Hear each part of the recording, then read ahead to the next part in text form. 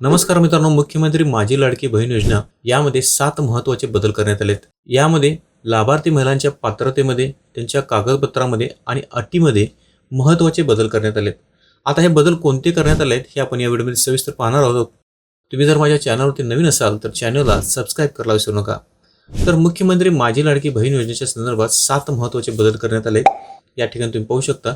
पहिला जो बदल आहे, सदर योजनेत अर्ज करण्याची मुदत 1 जुलै 2024 पासून ते 15 जुलै 2024 पर्यंत ठेवण्यात आली होती.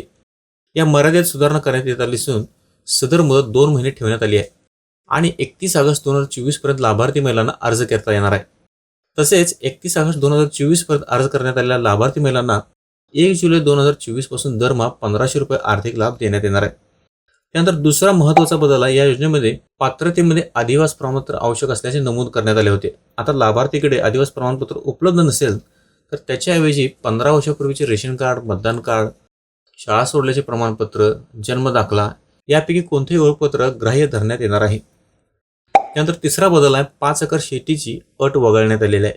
त्यानंतर चौथा, सदर योजनेत लाभार्थीचा वयोगट 21 ते 60 वर्षे यापूर्वी ठेवण्यात आला होता, पण आता त्याच्यामध्ये बदल करून 21 ते 65 वर्ष वयोगट करण्यात आला आहे.